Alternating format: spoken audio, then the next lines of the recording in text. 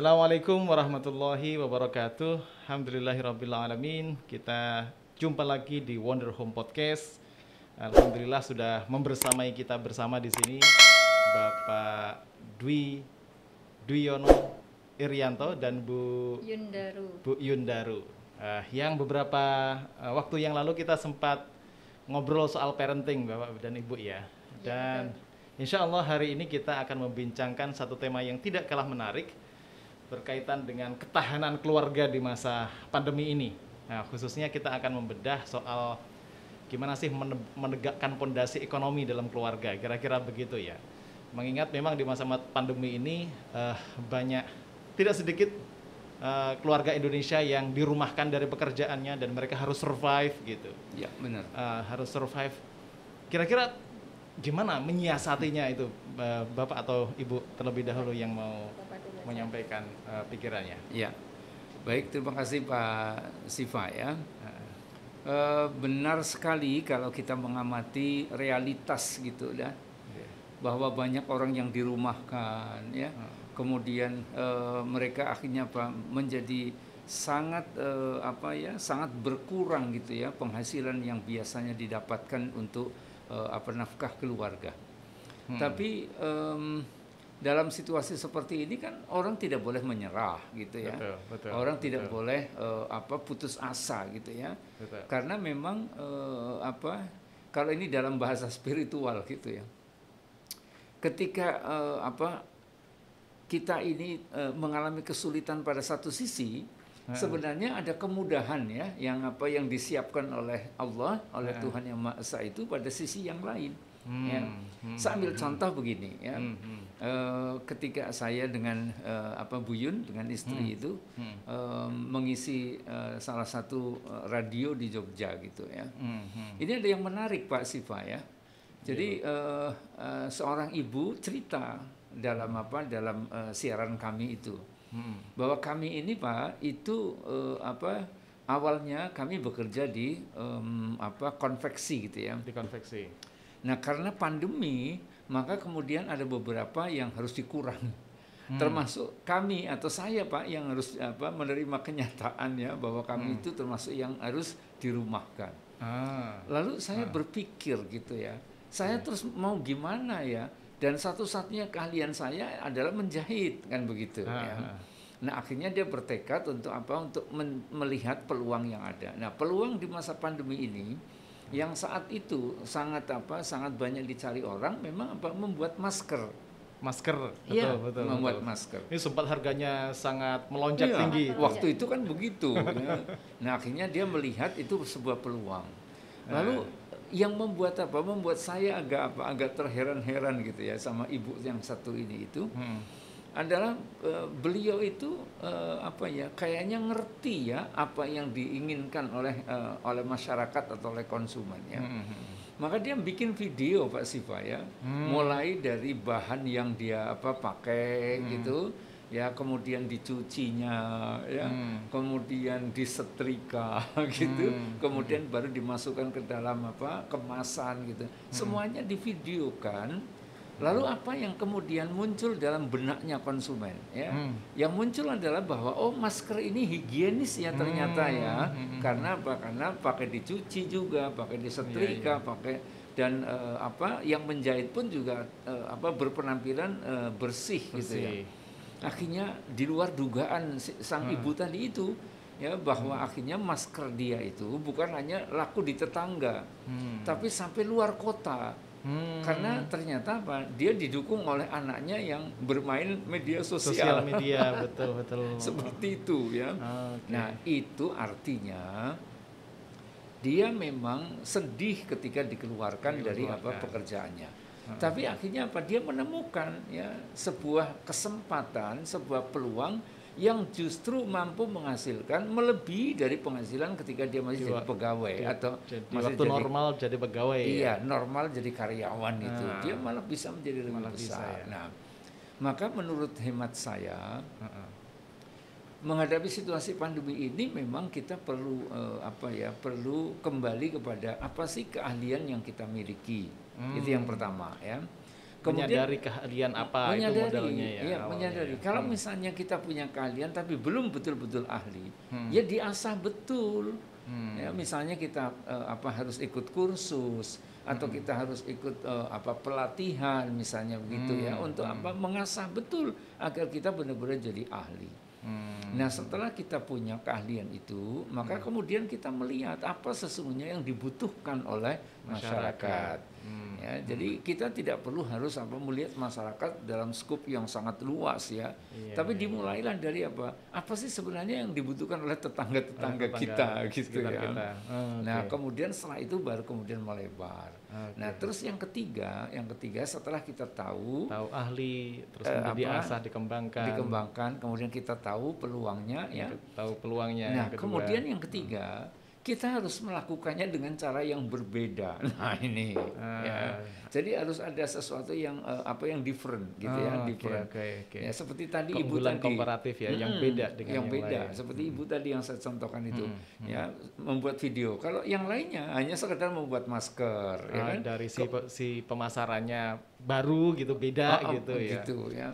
Kemudian dijual di pinggir jalan. Ya, cuman begitu-begitu aja. Tapi Ibu ini tadi itu sangat beda gitu lah ya, sehingga akhirnya punya daya tarik dan orang pun akhirnya banyak memesan, banyak membeli ke dia. Percaya, trust terhadap higienitas dan kualitas dari produk ini. Tapi mungkin juga mungkin itu best practice kasus Ibu yang berhasil memanfaatkan dan melihat peluang begitu. Tapi tidak sedikit pula tetangga kita sendirilah, saya sendiri di sekitar kita gitu, yang memang betul-betul ya dalam tanda kutip terpuruk gitu, mau jualan di jalan modalnya nggak ada, terus kemudian menunggu bansos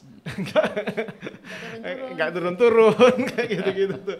Nah kayak gitu misalnya ya, untuk ibu-ibu yang tidak seberuntung atau sepintar itu tadi mengidentifikasinya, kira-kira apa yang mesti mereka lakukan, mereka tempuh, Bu? Ada nggak semacam pandangan agar mereka bisa juga melihat lampu hijau bahwa saya masih bisa survive nih gitu? Iya.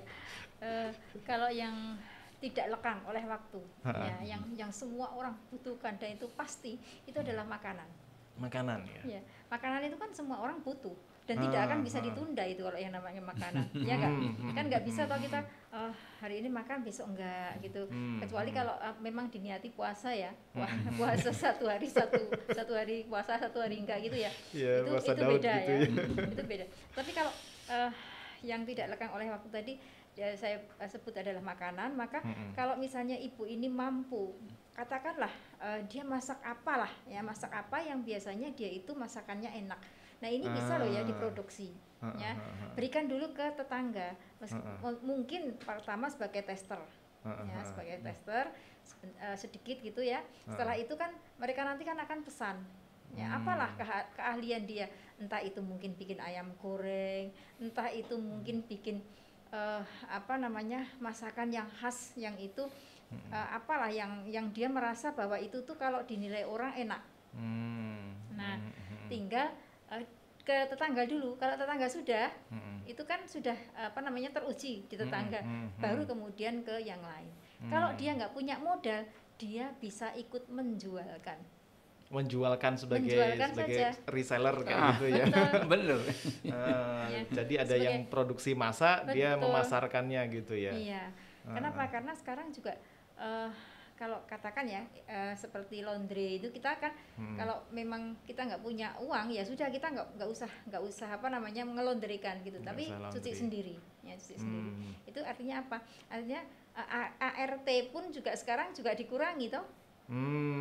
Karena penghasilan keluarga itu berkurang, maka otomatis ART juga dikurangi kan gitu. Tingkat kebutuhan KRT agak berkurang. Iya, dan orangnya kenapa seperti itu? Karena orang banyak di rumah, banyak yang WFH misalnya gitu ya. Itu kan bisa disambi. Pekerjaan rumah bisa disambi, sehingga ART pun juga mungkin yang tadinya masuk tiap hari jadi seminggu 2 kali atau seminggu 3 kali misalnya seperti itu. Artinya ini pengurangan ya, pengurangan. Jadi ART pun juga terkena pengurangan jam kerja atau PHK. Iya. Pasti kena imbasnya itu. Kena imbasnya juga ya. Iya. Jadi yang seperti ini artinya apa? Artinya ya kita mulai kreatif lah, ya kreatif untuk ya. Misalnya kamu jualan apa? Jualan ini makanan ini. Gimana kalau saya yang ngantar? Kalau agak jauh saya yang antar. Betul. Saya yang antar, nanti ongkirnya buat saya ya. Misalnya seperti itu. Ya, ini juga bisa loh ya. Artinya dia nggak modal, ya. Nggak modal jasa, menawarkan jasa. Iya, hanya menawarkan jasa saja. Dan apalagi sekarang itu kan di penawaran ke tetangga atau ke komunitas itu kalau punya WhatsApp group kan bisa cepat sekali iya, gitu. Sekarang siapapun punya. Siapapun punya difoto atau di video seperti yang punya masker tadi itu prosesnya dan segala macamnya, ini higienis, ini kualitasnya enak gitu. Itu insya Allah sih banyak yang tertarik untuk beli ya. Iya, betul. Jadi mau tidak mau kita dipaksa untuk kreatif ya dalam kondisi yang semacam ini, memang harus kreatif, apalagi ya, nah gitu.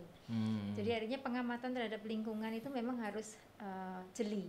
Jadi apa sih yang dibutuhkan? Pondasinya itu tadi ya, nggak kemudian mengutuki nasib, mengutuki sekitar. Oh, kok saya terpuruk, apa itu namanya? Salah apa saya, dosa apa saya, terus kemudian sudahlah. Tuhan nggak mengasihi saya lagi, kan ada yang sesaat mungkin ya perasaan kayak gitu, ada orang toko-toko besar sekarang juga pada tutup, misalnya Giant ada closure gitu, terus kemudian toko-toko besar juga mulai merambah ke desa-desa gitu dalam bentuk yang kecil-kecil, kayak di tetangga kita sini kan ada koperasi yang menjadi franchise-nya toko besar gitu. Jadi dan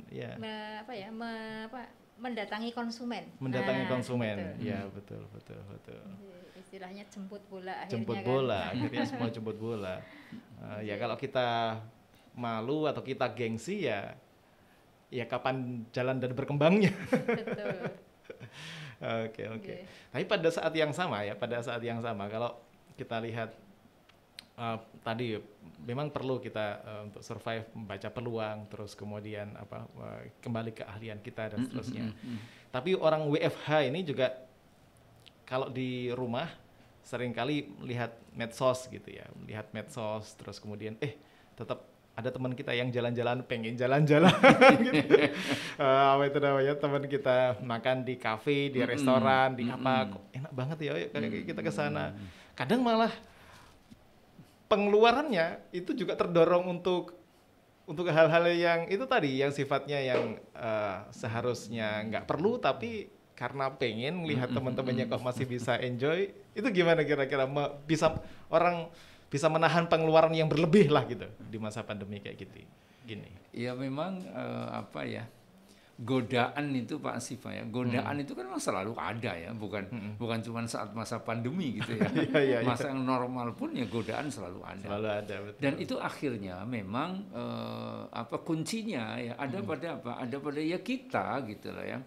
Kita ini mesti harus punya yang disebut dengan skala prioritas kan begitu. Jadi kembali kepada need-nya, kembali kepada kebutuhan.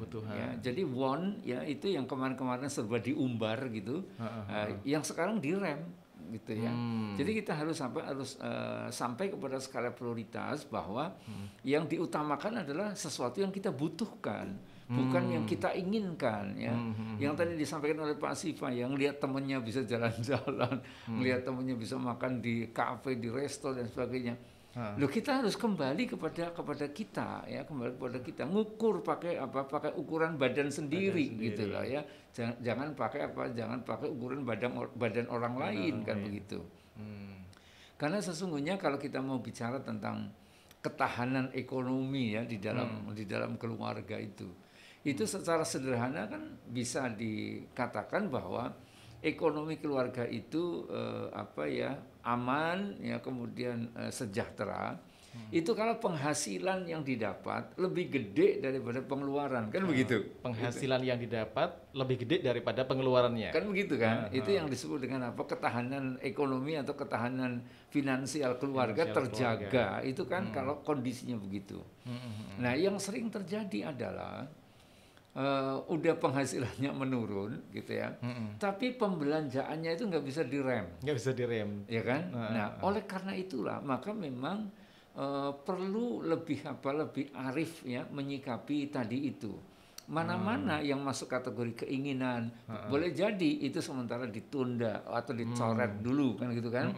Kita kembali kepada yang kita butuhkan, yang benar-benar kalau itu tidak dipenuhi, maka akan terjadi sesuatu yang mengancam ya dalam tanda kutip gitu ya, mengancam kehidupan keluarga itu. Sehingga pengeluaran memang perlu lebih cermat, itu yang pertama ya. Kemudian yang kedua lebih hemat kan gitu kan. Ya, lalu yang ketiga ya lebih akurat lah kira-kira. Jadi kalau kita mau membelanjakan sesuatu itu apa sih manfaat yang kita dapatkan dari apa yang kita beli kan gitu ya. Kemudian jangan sampai itu hanya karena berlatar belakang gengsi gitu ya. Kemudian kita membelanjakan sesuatu padahal itu sebenarnya bukan sesuatu yang kita butuhkan, bukan need ya, tetapi sudah masuk kategori want gitu ya. Kadang juga mungkin kembali ke ibu yang tadi jualan makanan ini misalnya ke tetangga. Kadang kan namanya tetangga ya, komentarnya kan macam-macam. Ada yang seleranya asin, ada yang seleranya manis gitu, ada yang seleranya gurih gitu. Kadang kita tuh agak, misalnya yang baru bikin makanan gitu, agak minder kalau dikomentari, ini kok keasinan, ini kok terlalu manis. Gimana kira-kira agar terlepas dari apapun komentar orang itu, kita tetap bisa, ya tadi dari sisi penghasilan kita agak sedikit bisa bertahan lah minimal, kalau bisa meningkatkan gitu. Satu orang dengan orang lain memang punya selera yang masing-masing ya. Kalau kita tahu, andai kata kita tahu, kita bisa langsung, oh kalau yang ini pesanannya manis, kalau yang ini sukanya yang asin. Tapi kalau andai kata kita nggak tahu, ditanya suka yang asin apa yang manis. Nah kan gitu ya. Kalau PO dulu, ya pre-order dulu, kan bisa ini. Ya, lewat WA misalnya, ya di WhatsApp itu, saya jualan loh, misalnya roti entah itu atau tadi ya ayam misalnya gitu. Ayamnya ada yang ayam bacem, ada yang digoreng tapi asin. Ya, silahkan milih. Nah kan ada yang milih yang asin, ada yang milih yang manis. Nah misalnya seperti itu. Ini juga menjembatani. Ya, gitu sehingga usaha rumahan ini lama kelamaan kan juga bisa meningkat kan gitu. Nah bagi yang WFH, mungkin ada ya ibu-ibu yang juga kerja di kantor tapi WFH di rumah. Nah ini juga bisa nyambi di hari-hari libur, misalnya seperti andai kata masih ada waktu. Toh ini juga bisa menambah ekonomi ekonomi di keluarga itu biar bisa tetap bisa tetap berdiri. Nah, bagaimana kalau dengan bapaknya yang sudah dirumahkan tadi misalnya. Kalau bapak yang dirumahkan ya bisa juga sih bapak ini yang dirumahkan, andai kata ibu di rumah. Dia artinya ibu rumah tangga misalnya, dan dia punya sesuatu di rumah yang bisa dikerjakan. Nah, si bapak ini kan bisa membantu ibunya. Kalau dia nggak bisa masak, ya dia yang jual kan, atau dia yang ngantarkan mana-mana kan. Artinya apa? Tetap mendukung usahanya istri. Dari istri. Kadang juga gitu. Misalnya suami yang ter-PHK atau nggak bisa kerja lagi lah gitu. Biasanya yang memang kreatif itu ibu di dapur itu kan yang biasa ibu gitu. Suaminya itu secara psikologis sudah merasa terpuruk. Betul. Saya kok merasa nggak berguna ya sekarang. Istri saya yang mencari nafkah untuk saya sekarang. Kadang sudah down dulu gitu. Ya. Gimana itu atasnya kalau kan ada yang sebagian kayak gitu. Ya. Sangat manusiawi Pak Siva ya kalau orang yang sebelumnya itu bekerja kemudian ter-PHK atau dirumahkan itu memang ada tekanan psikologis yang tidak ringan gitu ya. Tapi memang harus disadari betul bahwa itu tidak bisa berlama-lama gitu loh. Ya, jadi orang harus segera banting setir. Ya, tidak boleh terus berlama-lama itu merasa terpuruk ya. Karena kalau dia tidak segera banting setir, kalau tidak segera bangkit ya, itu kondisinya justru semakin terpuruk. Ya, jadi memang harus ada istilah dalam manajemen juga ada, itu namanya cut off gitu ya. Jadi cut off ya harus diputus betul gitu loh ya. Jadi merundungi meratapi masa lalu dan sebagainya, itu tidak boleh terus-terusan gitu ya. Kita harus menjadi orang yang realistis ya, bahwa bangkit adalah jawaban satu-satunya yang harus kita lakukan. Satu-satunya pilihan yang harus dilakukan. Satu-satunya pilihan ya. Nah, oleh karena itu maka betul yang dikatakan oleh Bu Yun tadi, kalau memang sementara waktu dia belum ada pikiran apapun, ya sudah support yang dilakukan oleh istri. Jadi dia mau memberikan satu peran, ya, satu fungsi tertentu. Ya, misalnya memperbesar pangsa pasar. Ya, teman-temanku kantor dulu coba saya tawari. Nah, kan artinya dia sudah punya modal jaringan itu tadi ya, jaringan kan, pasar itu. Gitu loh ya. Kalau memang hasil karya istri tadi itu bisa diterima oleh banyak orang, itu jaringan itu kan sudah potensi yang luar biasa. Betul. Jadi tidak boleh lagi kemudian modalnya itu malu terus-terusan, ya minder terus-terusan. Akhirnya ya sudah, kalau memang seperti itu tidak akan pernah bisa memperbaiki kehidupan ekonomi keluarga. Ya, dianggap ini bahwa adalah pensiun dini. Nah, kalau mindsetnya jadi ini saya lagi pensiun dini. Nah, ini kan malah malah dia tidak down-nya itu tidak terlalu gitu loh. Enggak terlalu anjlok gitu. Iya, saya pensiun. Toh orang nantinya juga akan pensiun. Pada waktunya akan pensiun juga gitu. Betul. Dan sebagaimana tadi Ibu bilang,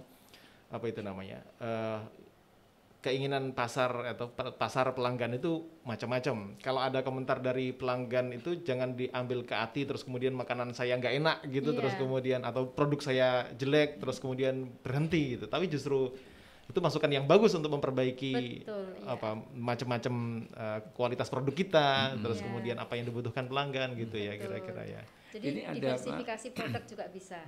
Diversifikasi produk. Ada pengalaman yang unik dan menarik ini ya.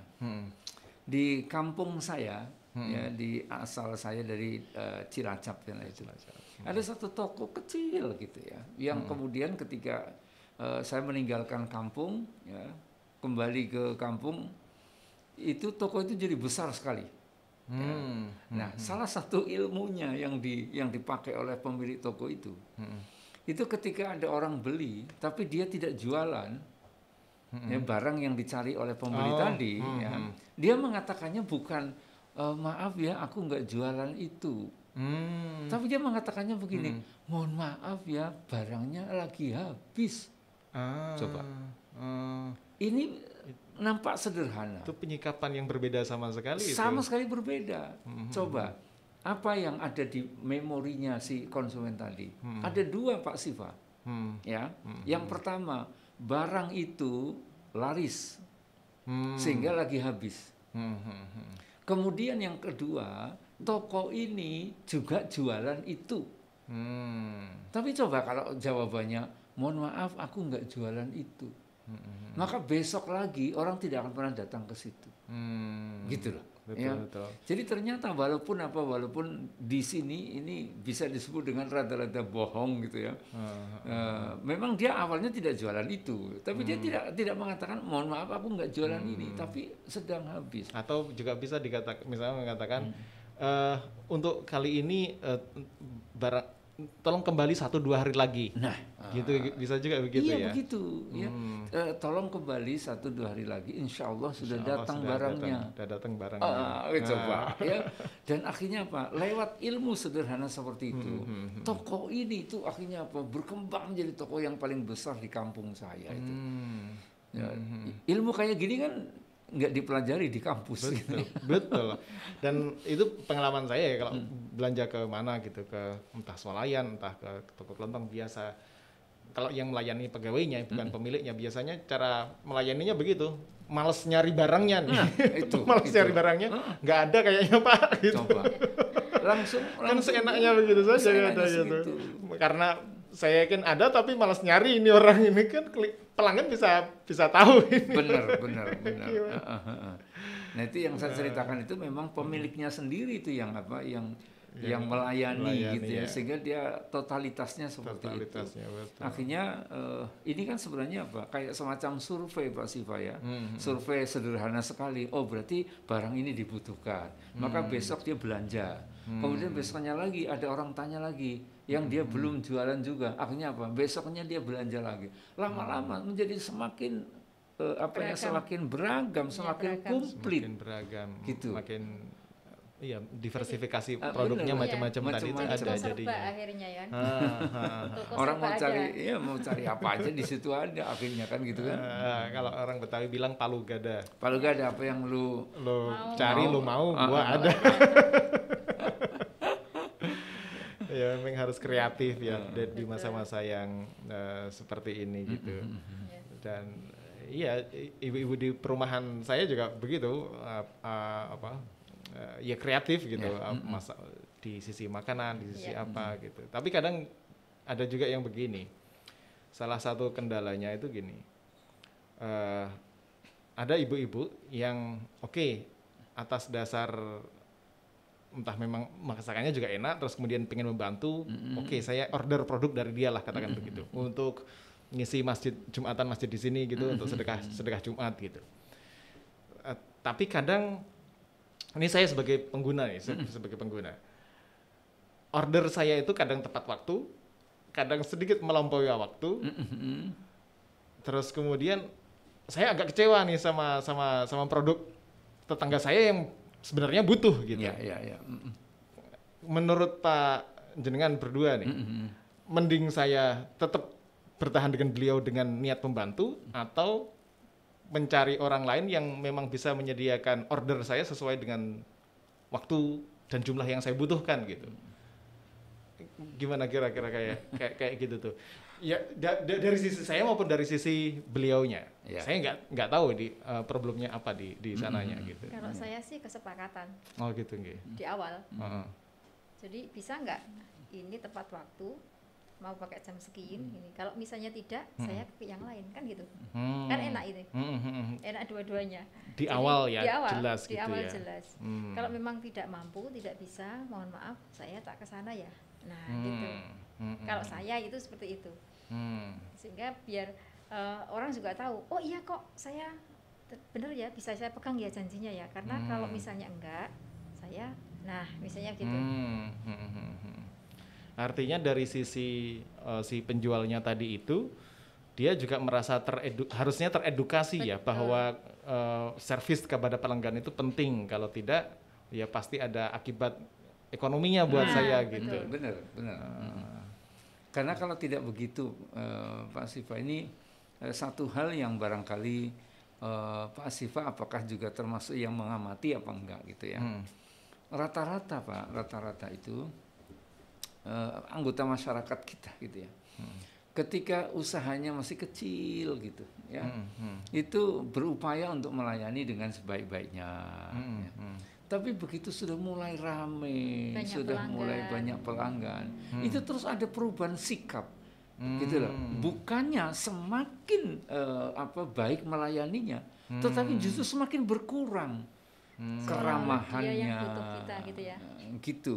Jadi seolah-olah konsumen yang membutuhkan dia, gitu. Padahal harusnya tidak begitu kan. Semakin banyak konsumen, mestinya apa? Harus semakin ditingkatkan melayaninya. Karena apa? Ini berjangka panjang. Nah, mohon maaf, mentalitas para pelaku usaha dari masyarakat kita inilah yang harus terus diedukasi. Ya. Nah, ini contoh lagi, ya, dan ini sering terjadi kan, ya. Di tempat-tempat pariwisata, ya, itu sering kali para pedagang di situ nutuk dalam bahasa bahasa Jogjanya, nutuk itu artinya apa? Harganya itu ditingkatkan dengan sangat tidak wajar. Kayak kemarin kejadian warung lesehan, warung lele, tiba-tiba kok harga makanan bintang 5. Makanya itu yang ini persoalan mentalitas itu. Jadi masyarakat kita itu kadang-kadang non sewu ya, itu terjangkit oleh sebuah godaan serba instan. Ya, jadi kepingin dapat penghasilan besar dalam waktu singkat. Sesingkat-singkatnya. Iya, ya enggak pernah berpikir tentang jangka panjang. Bahwa orang ini nanti bakal cerita kepada temannya, saudaranya gitu ya, tentang apa yang pernah dialami. Ya. Nah, ini jarang nah sementara ya saudara kita mohon maaf saya harus menyebut gitu ya, saudara kita yang lainnya itu mereka tuh sangat memperhatikan hal seperti itu. Ya, kalangan Chinese lah kira-kira. Betul, kira-kira begitu ya. Jadi mereka itu menggunakan prinsip orang Jawa sebenarnya ya. Walaupun batine sithik gitu ya, tetapi berlipat ya.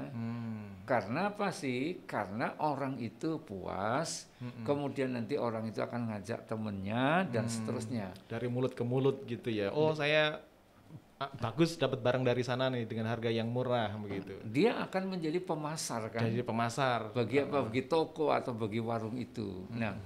Nah, kebanyakan pedagang kita itu suka nggak memperhatikan hal seperti itu. Ya, konsumen menganggapnya bahwa kok sekarang jadi ketus ya gitu lah. Misalnya ada yang keburu-buru karena harus segera ngantor misalnya. Mohon maaf ya Bu ya, karena saya begini-begini, terus jawabannya nggih nek kersa antri, nek mboten nggih mboten tumbas mboten napa-napa misalnya gitu loh. Nah, ini yang nantinya yang tidak banyak difikirkan adalah repeat ordernya. Betul. Itu pembelian ulang gitu loh. Dia nggak akan ke situ lagi kan? Pasti akan kapok kan. Lagi. Iya, karena itu tadi punya pengalaman yang buruk, otomatis nggak merekomendasikan kepada orang lain agar belanja di situ lagi. Iya. Dan kita misalnya sebagai pelanggan kalau terpuaskan produk bagus, terus kemudian kualitas bagus, harganya juga dalam jangkauan yang normal gitu, nah, kita akan dengan senang hati berbagi dengan teman-teman kita gitu. Benar, tanpa disuruh, tanpa dikasih hadiah, tanpa dibayar. Iya, kita pasti akan rela untuk bercerita kepada orang kan gitu kan. Terus ini boleh cerita nih, kok kalau Pak Dwi itu kan memasarkan pisang apa Pak Dwi? Pisang kepok kuning. Pisang kepok kuning. Iya. Itu gimana ceritanya kok bisa sampai ke pisang kepok kuning itu? Ya, ceritanya sebenarnya ya sederhana tapi ya mau disebut unik juga nggak apa-apa gitu ya. Jadi memang awalnya saya diajak oleh junior saya gitu untuk menjajaki bisnis pisang kepok kuning. Karena menurut survei yang dilakukan oleh junior saya itu pasar yang ada di Jogja ini bagus ya, permintaannya stabil, kemudian harganya juga relatif stabil. Harga pisang kepok kuning itu stabil. Iya, stabil ya. Kemudian dari sisi barangnya ya, itu pisang kepok kuning ini termasuk pisang yang relatif awet dalam pengertian tidak cepat busuk gitu ya. Sangat berbeda dengan misalnya pisang Ambon, kemudian pisang Mas gitu ya. Kalau sudah matang itu merotolnya itu gampang banget. Tapi kalau pisang kepok itu bisa tahan sampai kurang lebih misalnya 1 pekan gitu. Sehingga kita yang jualan tidak kemrungsung gitu ya. Nah, akhirnya saya mencoba. Di samping karena saya secara pribadi adalah penggemar berat pisang kepok kuning. Ya, jadi sebelum saya jualan itu saya 2 hari sekali itu mesti beli itu. Oh gitu, Iya, untuk diri sendiri untuk, minimal. Iya, untuk kepentingan apa? Kepentingan di rumah itu. Nah, akhirnya saya menganggap bahwa jualan pisang kepok kuning ini sesuatu yang mengasihkan juga gitu lah ya. Ada fun-nya juga ya, Iya, keasikan jadi tersendiri. ada keasikan tersendiri. Ya, sehingga akhirnya apa? Junior saya yang mengajak saya itu malah berhenti.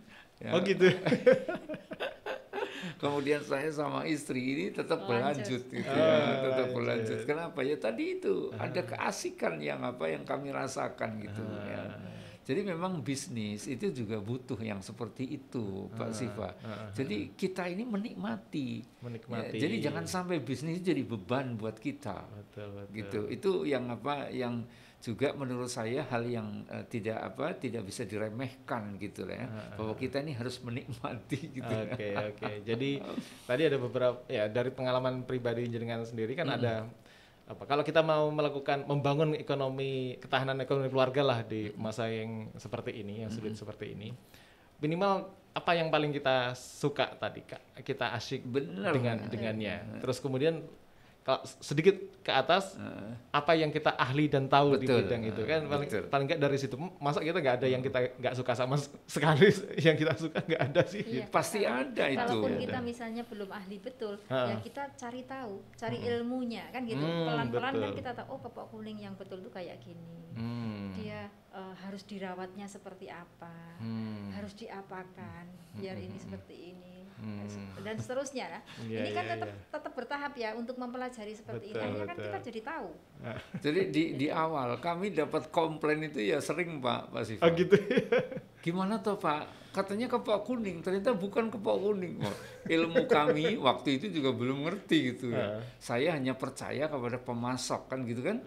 Pemasoknya bilang bahwa ini kepok kuning, tapi ternyata kepok kuning menurut si pemasok itu, menurut konsumen Jogja itu kepok jambon namanya.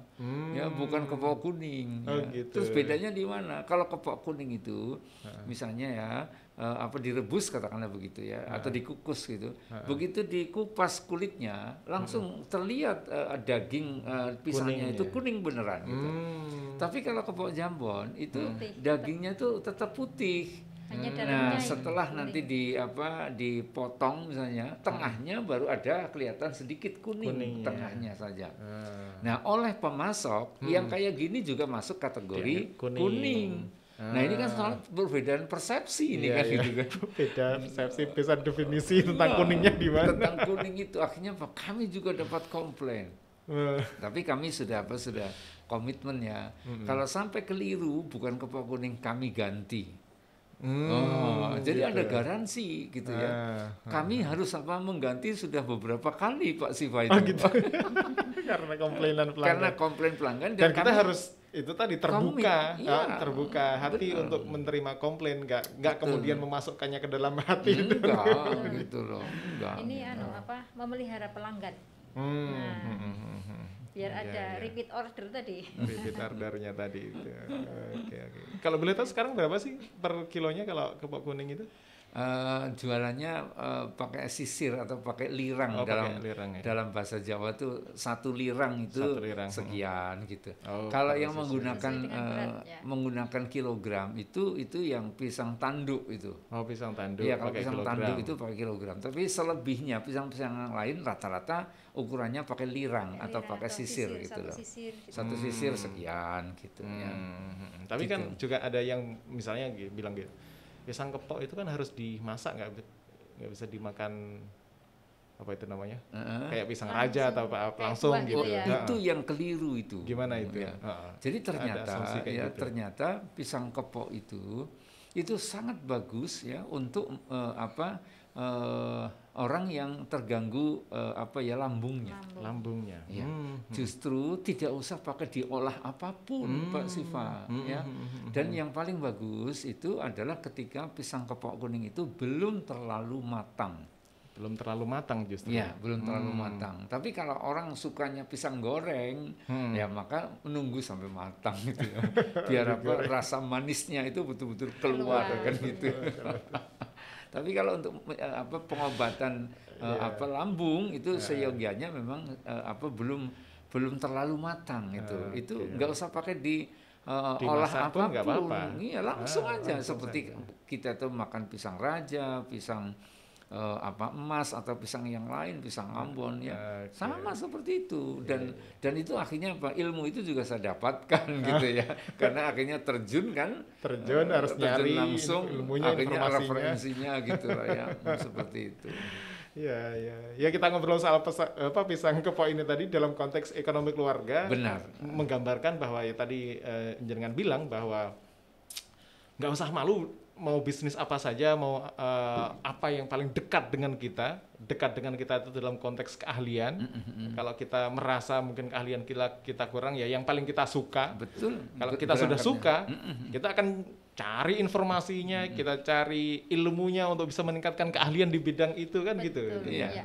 Dan insya Allah nggak menjadi beban jadinya gitu. Benar. Ya. Jadi ternyata setiap satu usaha yang kita geluti tadi dicontohkan bahwa menjahit itu sudah nggak banyak orang mau ngapain sih beli baju orang Lebaran juga nggak nggak kita pakai baju baru. Tapi akhirnya juga ke masker. Kemudian perhiasan kalau enggak ya sudah kita nggak usah pakailah perhiasan. Kita bisa lari kemana? Ke craft yang lain. Craft yang lain apa? Ya bisa misalnya untuk hantaran manten misalnya gitu atau cendera mata manten misalnya gitu atau temanten itu juga bisa. Termasuk sekarang ini orang itu juga sudah banyak yang membidik bahwa yang namanya make up, ngapain make up orang di rumah kan gitu. Tapi kita kan tetap make up. Kalau kita keluar yang kelihatan apa? Yang kelihatan segini ya sudah berarti yang paling banyak diproduksi apa kalau make up? Kalau wanita ini pensil alis ya kan, pensil alis yang untuk mata ya kan, ya hanya itu kan. Selain itu, ini artinya kita jeli ya melihat peluang, melihat oh iya ya kalau lipstik kan ditutup, nggak kelihatan. Maka yang dikembangkan, yang diperbanyak produksinya adalah itu, misalnya contohnya seperti itu. Ini artinya jeli ya melihat peluang itu, oh ini toh, oh ini nah gitu. Iya. Oke, ya itu tadi pokoknya pintu satu tertutup, pintu-pintu lain pasti ada dibuka. Tadi itu menjahit baju nggak bisa, masker. Tapi skill jahitnya kan masih ada. Tetap bisa dipakai untuk masker, bisa dipakai untuk ini dan itu. Skill apa tuh? Craftsmanship-nya ada. Nggak bisa perhiasan, ya untuk hal-hal yang lain itu masih banyak sekali gitu ya. Orang sekarang misalnya ya kain sarung. Kain sarung itu sudah dibuat model kayak celana, tetapi ketika dipakai seperti orang sarungan. Kan sudah banyak model seperti itu. Iya. Nah, ini hasil dari sebuah kreativitas. Ya, jadi mohon maaf ya. Orang kan nyaman pakai sarung ya. Nah, kemudian gimana caranya agar sarung itu bisa menjadi semakin praktis? Nah, akhirnya dibuatlah celana, tetapi ketika celana itu dipakai tetap nampak orang itu pakai sarung. Nah, ini kan itu inovasi di skala yang sederhana gitu. Benar. Jadi kalau orang mau berpikir, kalau misalnya dia belum punya ide, meniru ya itu juga kan boleh saja, namanya bisnis itu isinya kan cuma meniru gitu loh. Kan yang betul-betul original itu kan sangat jarang gitu loh. Jadi kalau di Klaten ya itu ada KFC tapi kepanjangannya Klaten Fried Chicken kan boleh saja gitu. Tetap KFC ya. Tetap KFC gitu loh ya. Nah, ini satu contoh bahwa kalau belum punya ide yang original ya kita nyontoh. Ya. Nah, kemudian pelan-pelan nanti apa sih yang membedakan produk saya dibandingkan dengan produk orang lain? Kan begitu. Oke. Menarik sekali ya. Mudah-mudahan obrolan kita ini ya menginspirasi gitu. Semoga karena itu. Ya sebagaimana tadi yang Bapak Ibu jelaskan bahwa jangan sampai meratapi apa yang terjadi. Ya, benar. Terus kemudian seakan-akan dunia kiamat gitu dengan kita ada yang ter-PHK kah, ada yang secara ekonomi ya tadi dikeluarkan atau pengurangan karyawan gitu. Selalu ada saja peluang di sekitar kita gitu. Benar. Barangkali ada hal-hal terakhir yang ingin disampaikan kepada sobat Wonder Home di sana terkait dengan ini. Baik ya. Menurut hemat kami kita ini memang memang sudah dari sononya gitu ya. Allah itu menciptakan kita itu untuk apa? Untuk move on gitu ya. Jadi kita tidak boleh mandek. Kita tidak boleh berhenti, kita tidak boleh stagnan, ya. Tapi kita harus terus bergerak, ya. Dan bergeraknya tentu saja bergerak menjadi lebih maju, bergerak menjadi lebih progresif, gitu ya. Jangan sampai asal gerak, ya. Kalau cuma asal gerak tidak ada strategi, tidak ada taktik, tidak ada ilmunya, itu nanti kita capek tapi nggak nyampe mana-mana, gitu loh, ya. Maka sesuai dengan janji Allah, orang akan diangkat derajatnya bagi mereka yang berilmu. Ya, maka sesederhana apapun sebuah ilmu kita harus pelajari itu. Gitu. Betul. Dari Ibu sedikit aja pesan saya bahwa dalam kondisi situasi seperti ini, andai kata pun toh kita terpuruk, kemudian ada satu jalan bahwa ya sudahlah, saya tak pinjam. Meminjam misalnya, entah itu ke bank, entah itu kemana. Nah, perhatikan bahwa yang namanya meminjam itu pakailah untuk modal usaha, bukan untuk konsumsi. Karena modal kalau usaha bukan konsumsi. Kalau dipakai untuk konsumsi, ini kita akan semakin terpuruk. Tetapi kalau kita pakai untuk modal usaha, untuk diputarkan, insya Allah mudah-mudahan apapun yang bisa kita lihat di sekeliling kita itu terbuka lebar, sesuatu yang dibutuhkan oleh masyarakat, dan itu menjadi peluang bagi kita. Itu saja. Makasih Bu. Ya, penting sekali juga itu, karena apalagi sekarang banyak tawaran pinjaman online dan segala macam. Kalau untuk konsumsi menjebak dan habis kita, habis kita. Tapi kalau ada saudara, ada siapa, tetangga atau apa yang mungkin kan untuk memodali kita, bagus gitu. Tapi kalau terpaksa menggunakan pinjaman dari BMT atau institusi-institusi keuangan yang lain, pakailah itu untuk modal usaha tadi Bu ya. Terima kasih. Makasih atas pencerahannya Pak Dwi. Insya Allah kita sama-sama ya. Bu Yun, Insya Allah kita jumpa lagi. Insya Allah. Dan mengobrolkan tema-tema yang lain yang mudah-mudahan obrolan kita ini ya memberi semangat, inspirasi, spirit lah gitu, agar di situasi pandemi semacam ini kita nggak merasa terpuruk, bersedih, terus kemudian nggak bersemangat. Tapi justru tadi itu insya Allah banyak peluang yang kalau kita mau bergerak, maka kita tambah bisa bangkit dan hidup dari banyak peluang itu, insya Allah dengan izin Allah. Makasih, insya Allah kita jumpa lagi di kesempatan yang lain. Begitu dulu, Sobat Wonder Home. Jumpa lagi di kesempatan yang lain. Assalamualaikum warahmatullahi wabarakatuh.